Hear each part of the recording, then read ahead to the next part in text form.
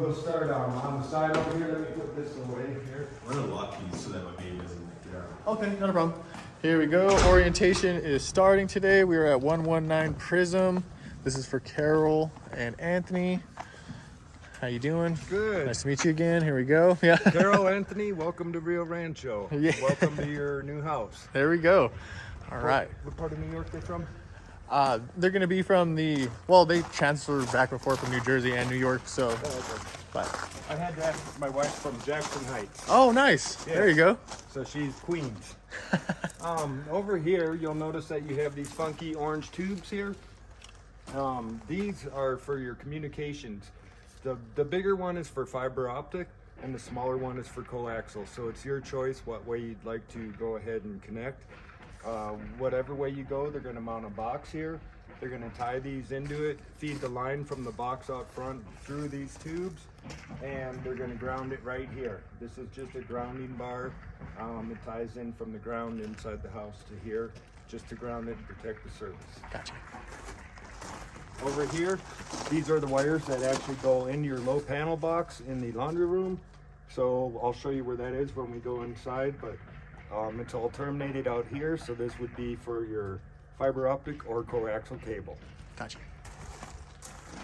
Right here, you have you do have backyard landscaping already, so you're set. You don't have to worry about it. But if you wanted to ever expand, this is the timer pipe that goes to the timer in the garage for outside irrigation. Something you might not have up there, but all your plants and vegetation here is done electronically with the timer box, and it kicks on every day. Yep. So through the drip system, right? Yeah. Yep. For the drip system, front and back. Gotcha. Even though your hot water heater is tankless, you do have pressure relief valves built into it, because in the coils there, if gas was to stick on and pressurize, it would kick open and it would allow that pressure to come out here. At any time, if you ever see water coming out of here, you'll need to call our warranty department. They'll send someone out and check it out for you. Gotcha.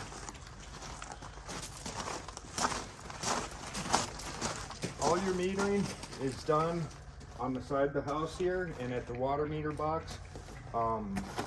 If you ever, these homes are built very efficient, so you'll get used to your electric and gas and water bill. If you do get a high bill, I would call them. They'll come out and manually read it, because they drive down the road with a laptop computer and it sends a signal to their laptop. Sometimes they do pick up a glitch and you get a super high bill. So you call them, they'll come out and manually read and correct. Okay. TAX system. TAX system here does have a QR code and a phone number. This is the internal pest control. This is pest control built into the walls of the house, so pets and kids come in no contact with poison. It sprays the poison directly in the walls between the sheetrock.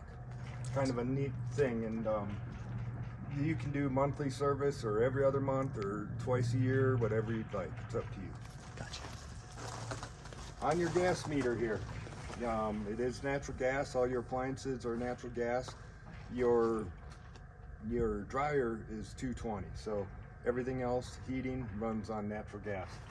Right here is a main gas shutoff.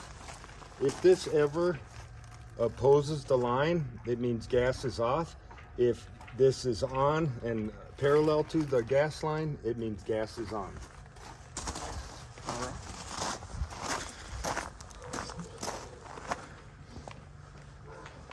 Into the garage here, you'll notice here, you do have extra tiles. Hang on to them if you ever dropped a cast iron pot or something, or chipped or cracked a tile.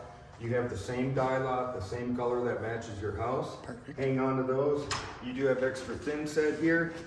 Along with that, you have a lot of extra shoe mold for the cabinets. Over a few years of mopping on the tile of the kitchen, that stuff can expand and it gets real nasty looking. So hang on to your shoe mold. You can always replace it. Score. That's awesome. Yes. Over here, you do have a GFI outlet. This outlet here, if it ever trips, you'll see a little red light on. This also runs your outside outlets on your front entrance and on the back patio area. So if you plug something into those and they're not on, this is where you'll reset it here. You just push the button and it'll reset. Down here, this is what we call a U for ground. This is an inspection port. All your hard wiring in the house and appliances go to this grounding bar, and then from here it goes down and grounds to the rebar that runs to the whole slab of the house.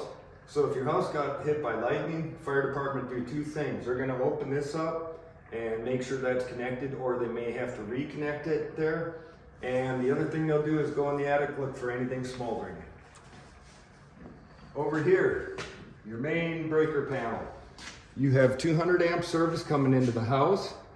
If these ever trip, they're gonna go to a partial halfway point, so you can't just go back to on. You need to go all the way to off, then back to on. If you notice, everything is legible and labeled correctly. And what I'm looking for here, oh, right here, number 24. So number 24, this one here, this one is your smoke detectors. Your smoke detectors are all hardwired into the main breaker panel, but they all have that 9-volt battery. That 9-volt battery is always going to start chirping at 2, 3 o'clock in the morning. So on a Saturday, you come out here, trip this, go in the house and listen. They're only on battery backup at that point. Any battery starting to die, you can replace at that time, then come back out, go all the way to off, then back to on. Awesome. And again, everything's labeled. You do have a couple additional knockouts if you wanted to do a hot tub or outdoor lighting or something else. Okay. Over here, you do have 220. This is for future electric car, hot tub, welder, anything that would run 220. We have started putting this in standard. Every house is getting one of these now. So it's kind of a neat thing for future use. Over here, you have your main timer. And very user friendly. There is a book here with this. There's also, you have 2 zones, I believe. Let's see. Yeah, you have, okay, 1 zone. So you have 1 zone that runs all the drip system for front and backyard. You can actually increase that if you ever wanted to, a self-filling fountain or something. You have 3 more zones. You can actually put valves outside and tie them into this low voltage here. But everything is on this dial. And again, very user friendly. Whatever's blinking here is what you can go plus or minus and go up or down. If I arrow over, it's 18. Arrow over, it goes to the month, that's blinking. I can arrow again, it jumps to the year. And again, it's plus, minus, and then just arrow back and forth. Start times, they have this coming on first time, 10 a.m. in the morning. You can program this up to 4 times a day. Right now, again, they have this coming on at 10 a.m. I do recommend that you decrease the days of week and increase water time. You want to wean your plants off daily watering if possible, and skip a couple days, increase water time, then skip 3 or 4 days, increase water time. Try to get them where you can water once a week for 40 minutes, and that would be sufficient. If I turn it again, right now it's running at that 10 a.m. for 10 minutes. And if I wanted to increase that, I'd just push plus or minus. And then watering days a week. Right now, every day of the week is on. If you wanted to skip a day, you would minus that. It jumps over to the next day. I can arrow again, minus that one out. So it puts a circle and a line through those days. So you're skipping every day. Again, right now, irrigation, landscaping, fairly new. I'm gonna go ahead and skip every other day because we are getting that time of year when it's starting to freeze a little at night. So right now we're skipping every other day. So you're gonna water Tuesday, Thursday, and Saturday. And then back to auto. In the wintertime, when it starts getting real cold, you'll probably just wanna come out and turn this to off. That way it doesn't kick on and freeze your little valve out front, and I'll show you where that is. Over here, you have your tankless hot water heater. It's a Rinnai, very, very efficient. We're able to exhaust these using plastic PVC instead of the metal ducting, because we're taking the heat and bringing it to the source rather than just exhaust it out. So very efficient, on-command hot water.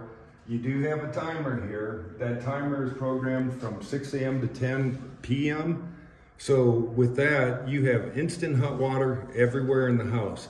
In the middle here, say you get up at 2 a.m. and want hot water, you'll still have hot water on command, but you're gonna wait for it because not only does it have to go from the hot water heater to your source, but it has to go through the whole loop. So right now it is programmed 6 to 10. So you should be sufficient. Another nice feature with this system is we have these little ports here. You have hot and cold. You can actually hook up a garden hose to here. Nice. And you have 120-degree water coming out at the tap right here with the garden hose. The other nice feature with this, you could, if you have little animals, if you want a dog wash station or something, you could actually put a little utility sink here. You have a drain right here, and then you have hot and cold water. So you're kind of preset already for a utility sink out here, or a mop sink. That's awesome. Yeah, it's pretty cool. There is a flush system on this, not like the tank units where you used to have to drain them. But there is a system, and I would call a plumber to come do it maybe once a year, every other year. If you're ever in a hot shower and you have hot and cold water kind of spiking, fluctuating up and down, it's probably about time. These coils can get calcium and lime in them over time, so there is a flush system. And with that, they'll come turn off the water that feeds the hot water heater. They hook up to this little deal here with a rubber hose, stick it in distilled white vinegar. And what they'll do is go in the house, turn on the knobs, it siphons, sucks up the bottle of distilled white vinegar into the system, and you shut it off, let it sit in there for a while. And after about 20 minutes, you go in, open up the house water, and then turn it on here, flush everything out. And it's also in the book. You have books throughout the house. It's also in the book, right here, up here. So you do have books kind of throughout the house. The other thing you're going to want to do with all your appliances is within 30 days of closing, you're going to want to register them. They are going to double your warranty if you register within 30 days on your heating, cooling, and your water heater. Okay. They'll ask you, when was it installed? We don't know that. I don't remember that even. So you're going to use day of closing to register everything. Okay. Again, you do have a gas shut off here. If gas is in line, it's on. If it opposes the line, it is off. And then the most important knob to the whole house is right here. This here is your main water shut off. If I turn this clockwise all the way, all the water to the house shuts off. Your garage door opener is in. You do have a booklet on there, and your garage door openers are clipped onto that booklet. You also have a safety pull cable. If power was out, you need it in or out of your garage, you can pull this cord and manually raise or lower your garage door. Score. In the corner up top here, you have attic access. These attics are not engineered anymore to store stuff in. They're mainly an inspection port. We do a lot of floating trusses. The load bearing is on the outside walls, so you don't want to put stuff in the center because they can deflect over time. Okay. Your garage door opener push button is right here. You do have a lockout, so with the lockout, no one can get in or out. And you also do have a manual lock on your garage door that you can actually push over. Just make sure you don't lock it and then go to open the garage door because you can mess it up. And then your switch for inside the garage light. Okay. Your eye sensors for the garage door opener are in. Now, if something got under those eye sensors at 12 to 15 pounds of downforce, it would kick the garage door opener back open. All right.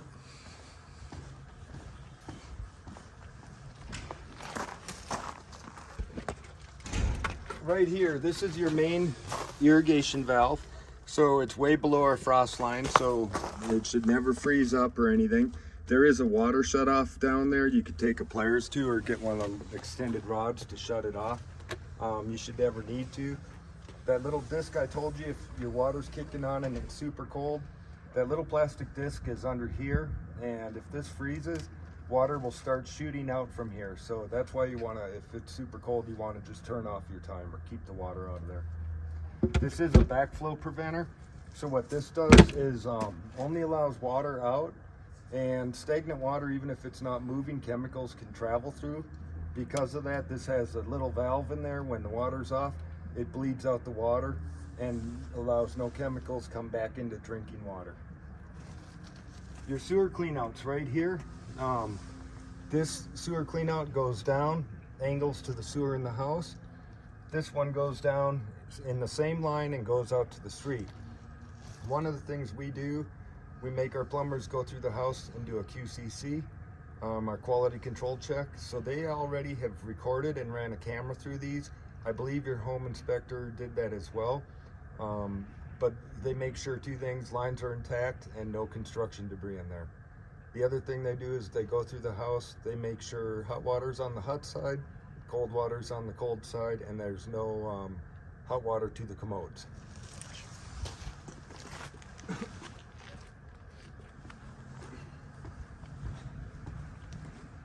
Here's one of those outlets I was telling you about outside. So again, if you plug something in, a leaf blower or outside vacuum or something here, a radio, and there's no power, the resets for these are in the garage. So if you see that red light, just reset it. Gotcha. On this side of the house, you do have a hose bib. I do recommend get those foam covers to go over the hose bib this time of year. As soon as you get here, put those foam covers on. They freeze and you had water shooting out of here. You would call warranty, they would send a guy out, and if he said it was a freeze break, they would not cover it. So it's important to cover these up, keep them out of the cold weather. I think I'll snag those as a housewarming gift for them. I don't know when they're going to be down here, so Yeah, no, they're good to have. that's a good one. Shall we? Come on in. Doorbell's working. Welcome to your new home.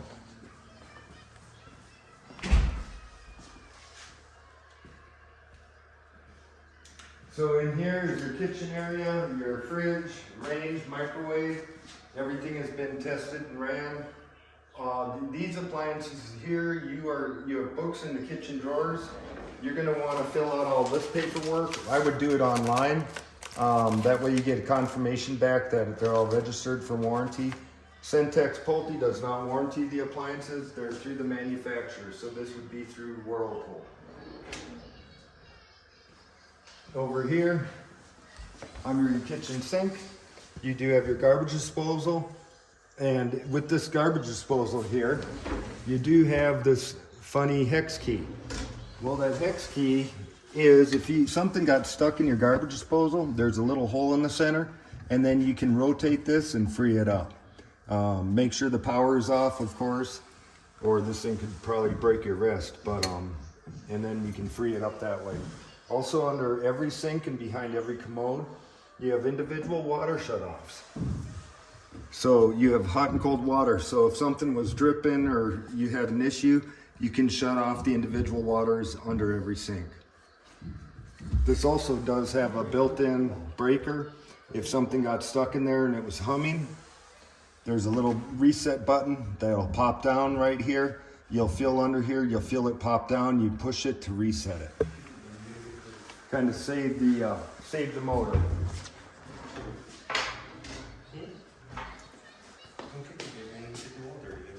Over in here, there's going to be some extra things you want to hang on to. You do have your house paint colors, quart can of each. You also have a bucket of the stucco. On your home inspection report, he had a picture of a little touch-up spot like so big. One thing with stucco, if you touch it up, it's always a touch-up. You can never blend it in correctly. So, but it is the same color of your house, so hang on to that. You also do have books in here to fill out and register. This is for the washer and dryer right there. So hang on to all that. Awesome.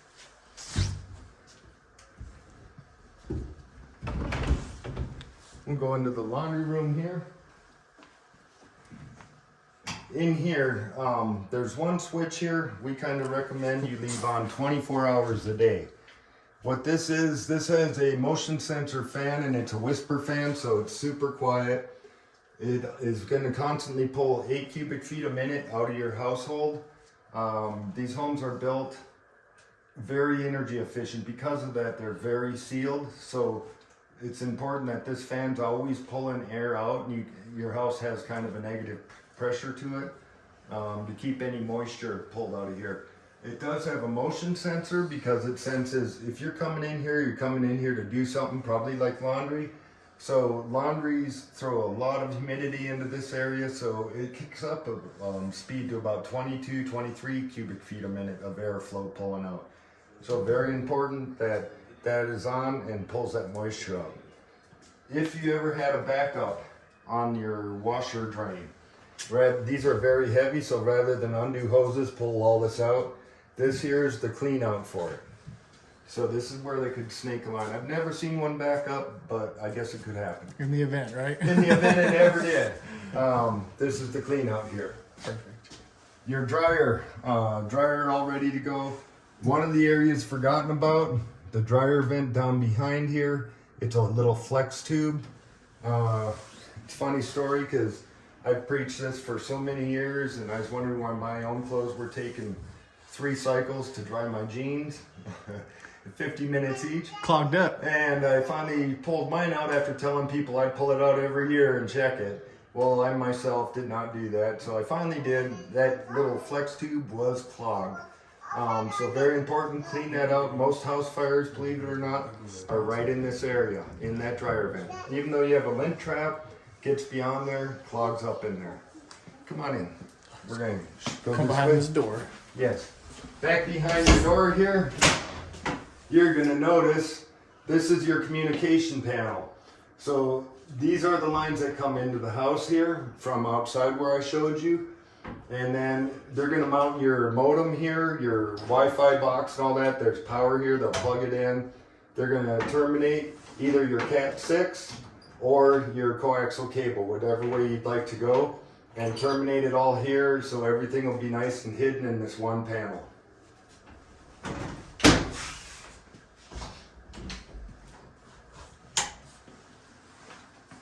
Then you come on in and you step into your first bedroom here.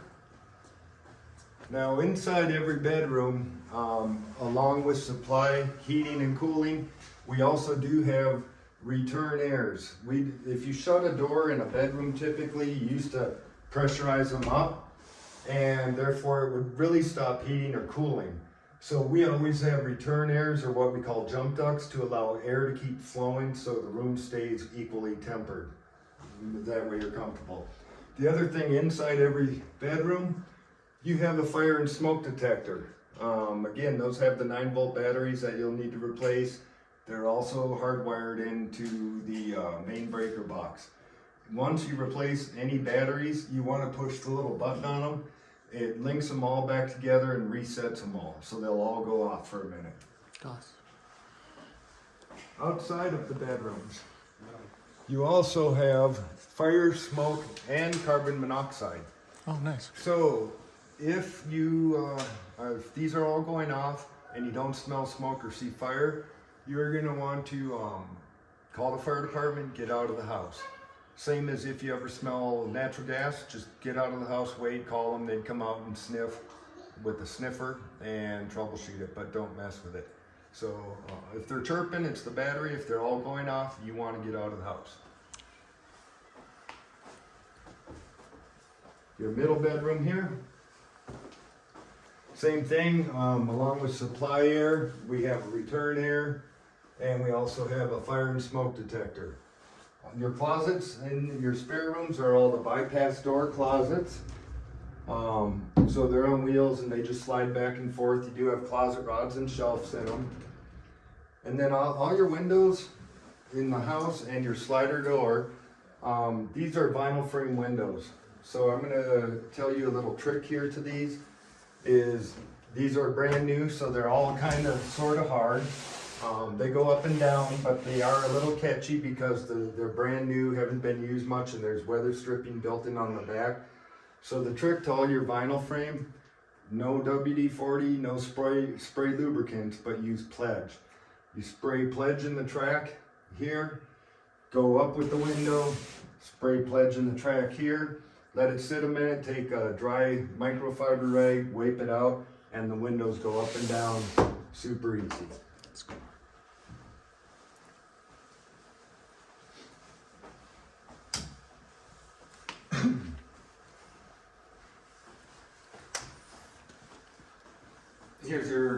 guest bathroom. And in here, you do have cultured marble tops. So this is a man-made material, so you want to be very careful. No scouring pads or SOS pads or Comet. I would just use a Clorox bleach rag or one of the wipes, or microfiber rag with Dawn soap. If it does start to dull out in a few years, best thing for it is something called gel gloss. It has pumice and carnauba wax, and you rub it on almost like a car wax in a swirling motion, let it sit a minute, and then you rub it off. It removes any fine scratches, brings the luster back, and it makes it more waterproof. Awesome. Your shower surrounds, in here, these are Vicryl shower surrounds in fiberglass tub. Nothing you really need to do there. You do need to do a shower curtain, kind of user, whatever you would like to have. They make ones now. They just mount here and kind of curve out, give you a little more room in there. If you ever have company here and they're using the shower and you have steam building up, again, there is a fan in here. So I do recommend turning on the fan. Again, it is a whisper quiet, so they're not those rattly loud ones. They're very, half time you have to look at them, see if they're running. Yeah, just to confirm, right? Yeah, because they're super quiet. Outlets all over the house, plenty of outlets. And then over here, you have a third bedroom. Do they have children? No. No? Okay, well, guest rooms for when family comes for Balloon Fiesta. Or There you go. Yes. Another nice room could be an office or another bedroom. And same thing, you have this one does have a walk-in closet, but we still have the smoke detector and fire, return air, and a supply air. What's nice with all the rooms, we used to do that real ugly single light in the center. Oh, yep. The flush mount single light. Well, all the rooms now have recessed cans. It really brightens it up and makes it nice. More lively for sure. Yes. In your hall here, you have this real nice large closet for a coat closet and also like a linen closet. So tons of storage in here. Plenty of space. Right across from that closet, this here Lennox system, AC, heating and cooling, very efficient. Again, we are able to vent these using plastic PVC, and even with it running full blast, it can be 10 degrees out. You can touch this pipe and it's only warm, not hot to the touch, because we're taking the heat, pulling it into the house rather than exhausting it. Because of that, the PVC does allow condensation, so that condensation will run down these pipes and it fills into a tray and it drips down into this P-trap, what we call it. New Mexico has 2 times a year, you may not need heat or cooling at all. You're just gonna have crack a window open, so this thing may not run for 2 months at a time. If you ever are in this area and smell sewer gas or rotten eggs, this P-trap can dry out, because what feeds it is this thing running. So if that happens, you'll put just dump a cup of water in this little cup, and that seals up the P-trap. Again, you do have a water or a gas on-off valve. If it's in line, gas is on. If it opposes, it's off. One of my first calls, because I'll give you my phone number too. One of my first calls is, "Hey Frank, I'm turning the light on in the closet and it's not coming on." So I go running over to your house, and they're pushing this little light switch in this closet, and it says on and off. Well, there's no light in here. This just disconnects power to the furnace for servicing. Again, on the furnace, you do have a book to program and run your thermostat. It is a little computer, Wi-Fi capable. You want to be careful because you can program times a day. It'll be super hot or cold. Accidentally had it on 90. Yeah, exactly. I tried to help a homeowner once mess with it, and they called me the next morning. "Frank, what'd you do?" I'm sweating. We know they woke up at like 3 in the morning and their house was like 50 degrees. No. Yeah. So I was like, I won't mess with them, but the book's there. Also, you do have a book here. When you go to register for a warranty, purposes, they're gonna ask you model number and serial number. These books on the hot water heater and in here all have that information. You'll wanna register all those products. Down here, you do have your main filter. This is your house filter here. So real easy to switch out, and it just slides in. That's for the whole house filtration system. And then that lip just closes. It has a magnetic on it. Awesome. It's a 1 inch by 16 inch by 25 inch filter. Very easy to get to. No more going up into the ceiling with the ladder and dropping down the thing. And then in here we have your owner's suite. And huge walk-in closet, good sized room.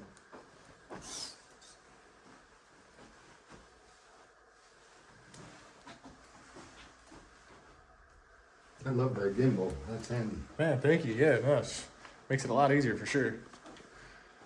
In here, along with the 4 recessed lights for the lighting, you do have a ceiling fan rough in.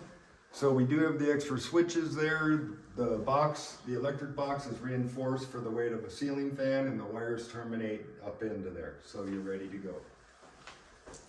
And then your owner's bathroom. Again, you do have a ceiling fan. So I recommend if you're in here showering and have steam building up on the mirror, to go ahead and turn that on. Oh, hear it? Yeah, finally, right? Yeah, a little bit. It's very quiet. A little bit, very quiet in here. So I do recommend turn that fan on, get that moisture out of the house. Even though we know that your house is going to go through a year of expansion and contraction, you're going to have a warranty period, a full year on everything. So the one thing is, we know the house is going to expand and contract for a full year. Because of that, we do come out and do a courtesy punch on the 11 month. I guarantee caulking around your baseboard here will crack open, probably around the shelves and around windows, doors. You may get a drywall pop in the drywall corner bead or a nail pop. So we do a courtesy punch at the 11 month. You send in the list, we'll come out and take care of you. Your shower surround is cultured marble, similar to your tops. So no scouring pads or scrubbies, you can scratch it out and dull it out. Again, I do recommend gel gloss for that. That'll help water run down and bead up. On the glass, everyone says, oh, I'll just get a shower squeegee. Well, that works great for 2-3 weeks, and then you're like, ah, heck with it. Yeah. You know, so to avoid getting white spots and buildup on your glass, I found a trick someone told me, and I've been using it, is Rain-X. You put on your car windows, mist inside that glass with Rain-X, you let it sit a few minutes, microfiber cloth, wipe off the residue. You turn the water on, hits that glass right down, you don't get the spots. Nice, I like that. That's a Yeah. good one. Yep. Yeah, because we all do it. We all buy the squeegee. No, yeah, no, and then And think, oh, we'll use that. tired. 2-3 weeks. I'm tired of squeezing this screw stupid it. thing. Yeah. Yeah. So to avoid that, Rain-X. Rain-X, got you. Now, when you do that in your shower, it's kind of like chemically. Oh, of course. And so it's Cover like, up. yeah, I would turn on the fan or wear something over your mouth, because it's like you get whiffs of it. It's like, wow, that's strong. Yeah. Yeah, so just be careful of that.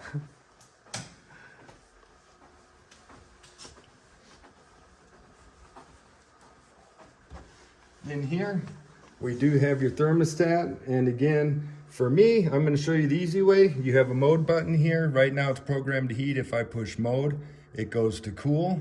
If I push mode again, it goes to off. So I'm going to go to heat because we're in winter. It's set for 68. It is 68 in here. If you wanted to raise or lower the temperature, you just push the arrow. There, now it's set to 70. It'll kick on until it reaches 70 and then off.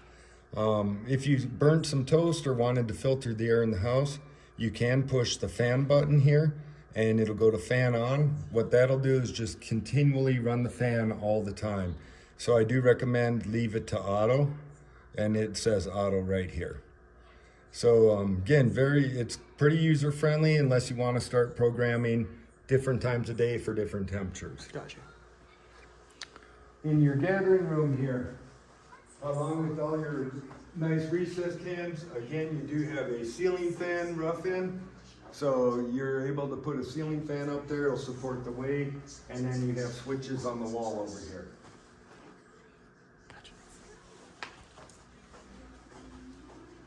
We did get all your items all taken care of off the home inspection report. The only one I couldn't verify, but they said they were coming, is the roof, and we'll find that out here real quick. It'll be ready before close on the roof. Go score. Just resealing the pipe. Oh, yeah, yeah. So out here, you have a nice patio, it does face north. You have an additional outlet out here, which is real nice. This is where we can put the coffee pot for the housewarming party. Yeah, there you go. Yeah. And then look at this. I don't know if you're a golfer, I'm not, but you're supposed to do something like this. It's a motion like that, something, right? something. Yeah. I'm more like Gilmore. You Yeah, know? there you go. Bring the Happy Gilmore to the table. Yep. Yep. I'm a hockey player. Are you? No, I'm talking mess. Oh. I'm talking mess. Well, I grew up in Minnesota. I played. Oh, my so whole you, life. yeah. I grew up playing. Bringing the pain. Yeah. Over here, you do have a hose bib here. So again, you're gonna want one of those covers for this hose bib. Gotcha. And then your yard is all done, so you're ready to go. And look at the view over here. There's the Sandia Mountains right there. Damn. Good deal.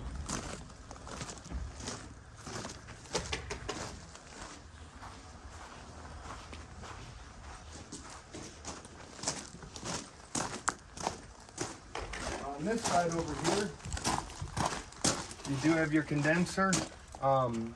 People think, do I need to cover that? This does not bring any outside air either into the house or from the house out here. Condensers, it's a reverse physics deal.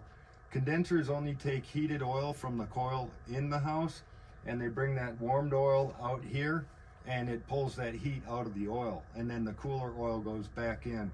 People think AC systems blow cold air in. What they're really doing is they're removing heat from the house. Yep. So it's kind of a weird concept, but nothing you need to do here. In about 8-9 years down the road, similar to a car, you take it in for AC service.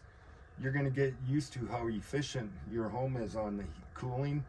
And one summer you're gonna wake up, turn it on, and it's gonna run a little longer, and you're gonna feel it, and it's just not as cool as normal, and it's running more than the normal 5 minutes it does. At that point, you'll call an HVAC company, and they'll come out, they'll disconnect the power here, and they'll plug in a little compressor there to evacuate the oils and refrigerant. And there's ports built in down here that they plug up to, and they recover all the oil and do a recharge of your unit. But that's way down the road. We do use synthetic oil, but all oil does break down and get weak over time. Over time, right? Yeah. Is there a registration for this one as well? Yes, this is also in the furnace closet with the furnace book. Oh, okay, cool. Yeah. Awesome. So yeah, because in the furnace you'll have the furnace itself. Okay. The cooling coil sits above the furnace up in there, Okay. and then you have your condenser. Got you. And Oh, so again- it'll all be linked together. Gotcha. Yeah, and again they're going to ask, when was it installed? Well, Closing date. Yeah. Closing That's date. what we're using. Closing date. Yeah. exactly. And then out here too, you do have nice recessed cans out here. So Nice. you're ready to go. Nice. Thank you. All right. Say hi. That's Ryan. And then your dining area and huge open space concept. Very open, right into the kitchen, the dining area, and the gathering room. It's nice and open. So when company comes, to entertain them. More than enough space for sure. Yep. Yeah, I love this layout. It's nice. Yeah. Do you want me to do the low voltage again? The what? The low voltage stuff? Oh yes, that. You want me to do that Yes, again? please. Yeah. because you're the guy on that. All right, this is where I come in. And so your home, it's pre-wired to be set up as a smart home. So you have these dual ports in over here. You have one in your living room.